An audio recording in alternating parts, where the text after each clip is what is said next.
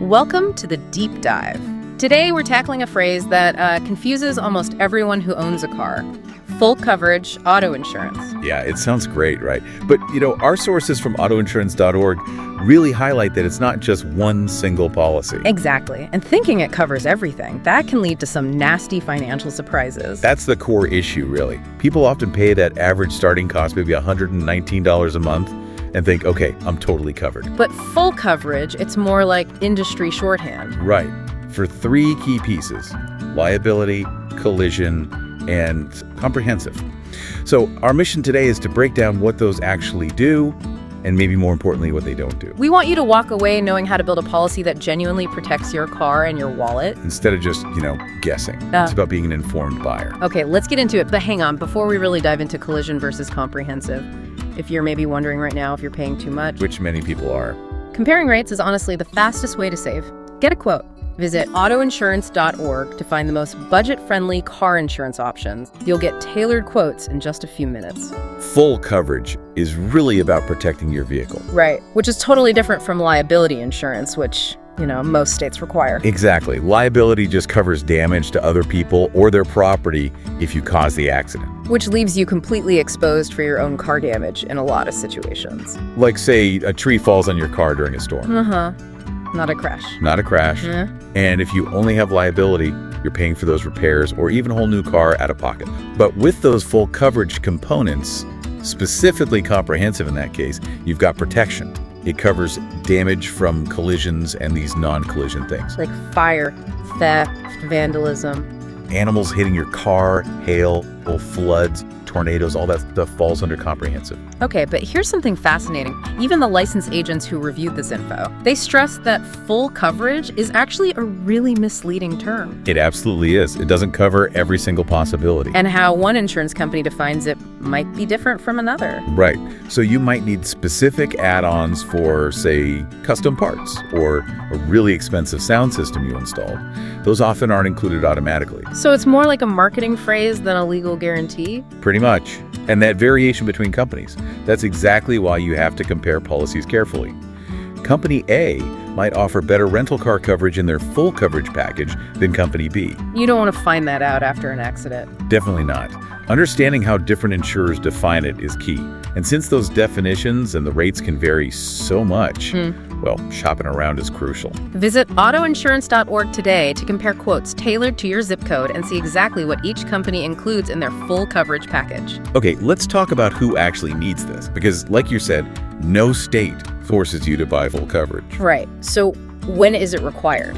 Usually, it's your lender or leasing company.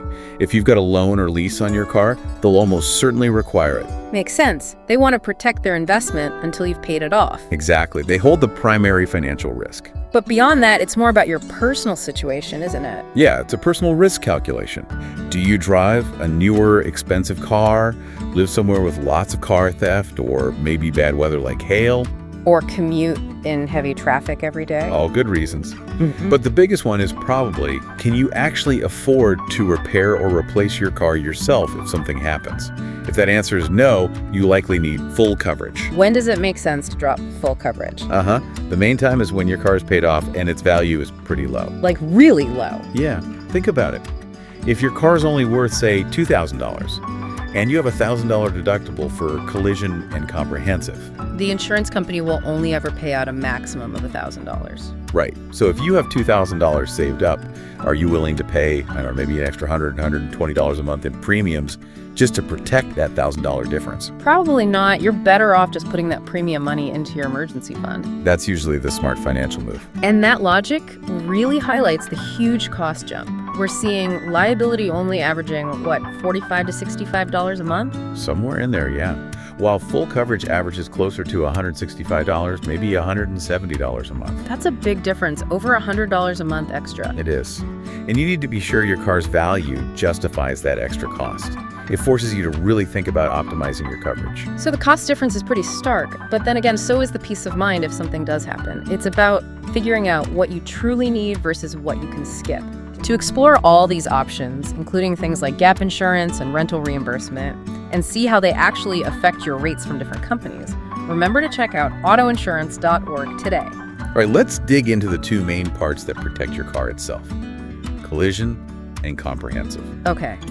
We know they both cover your car, but for different kinds of trouble. Collision crash, it pays for damage when your car hits something else, whether it's another car, a pole, a wall, doesn't matter who's at fault. Got it. Collision is for impacts. Right, and comprehensive is almost everything else, the non-crash stuff. Theft, fire, vandalism, hitting a deer, hail damage, flood damage. Okay, beyond those two, what about the add-ons? The things people think are included in full coverage, but often aren't. Oh yeah, there are some crucial ones. First up is protection for you and your passengers' medical bills. Right, because collision and comprehensive don't cover injuries. Not directly. For that, you usually need either personal injury protection, PIP, or medical payments coverage, often called MedPay. And there's a difference there. There is. PIP is generally broader, can cover lost wages, maybe help with childcare if you're laid up. MedPay usually just covers the straight medical expenses. It varies by state, though. Okay. What about that awful scenario where someone else hits you and they don't have insurance? Yeah, that's where uninsured or underinsured motorist coverage becomes critical. Insurers have to offer it, right? But you have to actually choose to buy it. Correct. And you really should consider it. If an uninsured driver hits you, or one who doesn't have enough insurance to cover your medical bills or car repairs, your uninsured or underinsured motorist policy steps in. So you're not left paying for someone else's mistake. Exactly. And there are other things too, right? Like roadside assistance or maybe pay-as-you-drive options for people who don't drive much. Absolutely. Rental reimbursement is another big one. All things you need to specifically add and pay for. So with all these variations between companies and different state minimums for liability, finding the right mix without overpaying seems tricky. It requires comparing the details, not just the headline price. To compare these rates more easily and ensure you're getting all the necessary protections, go to autoinsurance.org and use the free quote generator. All you need to do is enter your zip code and answer a few quick questions. Okay, let's shift gears to why these costs vary so much. Why does one person pay $119 a month for full coverage and someone else gets quoted like $600? Well, it boils down to risk. Insurance companies use a bunch of factors to predict how likely you are to file a claim. And those factors are? Age is a huge one. Gender plays a role, though less so in some states now. Which insurance company you choose makes a difference. Your coverage limits, obviously. And probably the biggest controllable factor, your driving record. And the source data really shows how big an impact these have, especially age. Oh, dramatically. It's pretty eye-opening. Like the example given. Yeah, 16-year-old male driver, even with a clean record, might be looking at around $618 a month for full coverage to start, compared to, say, a 45-year-old male or female, also with a clean record, averaging around $119 a month. That's more than 5 times the cost. It reflects the statistics, unfortunately. Younger, less experienced drivers have accidents more frequently and often more severe ones. That $500 difference per month is pure risk calculation by the insurers. And just one speeding ticket or fender bender can push your rates up significantly no matter your age. Instantly moves you into a higher risk category.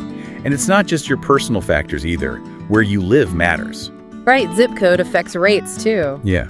Plus, different companies weigh all these factors differently.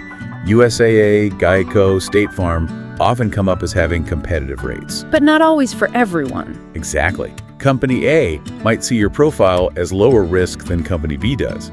You won't know unless you get personalized quotes. It's so clear that things like your age, your driving history, even where you park your car at night, they all feed into this complex calculation. And like you said, even the best companies won't be the best for every single person. That's why personalization is key. Head to autoinsurance.org to find the most budget-friendly car insurance options based on your specific profile. You'll get tailored quotes from top companies in minutes. Now, since full coverage is expensive, let's talk about practical ways you can actually lower that premium. Okay, good. What's strategy number 1? Probably the most direct way is to raise your deductible. That's the amount you pay out of pocket before insurance kicks in, right? Correct. So if you switch from, say, a $500 deductible to a $1,000 deductible for your collision and comprehensive coverage. You're taking on more risk yourself. Exactly.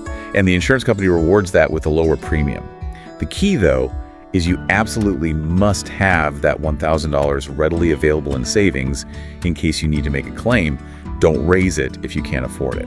What's next? Bundling. This is a big one. Combining your auto insurance with like home or renter's insurance. Yeah. If you get both from the same company, you can often get a pretty hefty discount, sometimes up to 20% off the auto portion. Insurers really value that loyalty. Okay, deductibles, bundling. What about discounts? Are there hidden ones? They're not exactly hidden, but many aren't applied automatically. You often have to ask or make sure you qualify. Like a good driver discount. Definitely.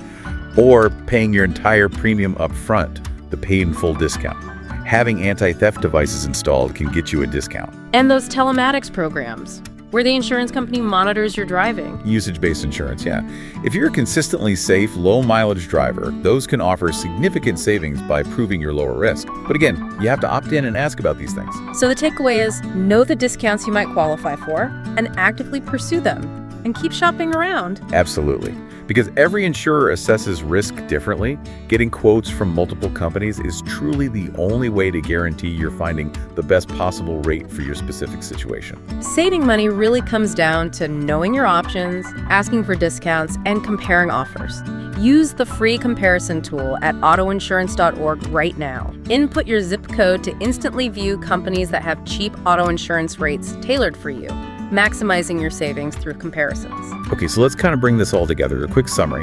The pros and cons of going with full coverage. All right. The pros, obviously, much better protection for your car, which is often a huge asset. Financial peace of mind is a big one. Yeah, knowing that if your car gets wrecked or stolen, you're not totally wiped out financially. You can repair or replace it. Right. Those are the main upsides. Now the cons. Well, the big one is cost. It's significantly more expensive than just liability insurance. Definitely. And you still have that deductible to pay whenever you make a collision or comprehensive claim. Which could be $500, $1,000, maybe more, depending on what you chose. And as we discussed, for an older car with low value, paying that high premium might just not be worth the potential payout. It might not be cost effective anymore. Is full coverage worth it for you? We'd say generally yes, if you have a loan or lease. Or if you drive a newer or high-value car. Or if you simply couldn't afford thousands of dollars in unexpected repair bills or the cost of a replacement car. But remember, and this is crucial, even full coverage doesn't cover everything. It won't pay for routine maintenance or if your engine just, gives out from wear and tear. And things like roadside assistance or rental car coverage, you have to specifically add those. Always check the policy details. See what the actual cost is for you. See the real numbers. Don't wait for your renewal date. Visit autoinsurance.org today and start your free car insurance comparison to ensure you have the best coverage at the best price. We know the average cost for full coverage is up there, and we know rates can change based on the insurer where you live, shifts in their risk models, sometimes by hundreds of dollars a year. Right. So the question is, how often should you really be shopping around? Well, it's important to compare quotes for car insurance once every 6 months to see if you're getting the best deal on your coverage, or if you could potentially save, say, $50 a month just by switching carriers. Constant vigilance seems like the key to keeping those costs down. Well, thank you for joining us on this deep dive into full coverage. So if this helps you make some confident choices. Use this knowledge, compare your options, and make sure you've got the right protection for your needs and your budget.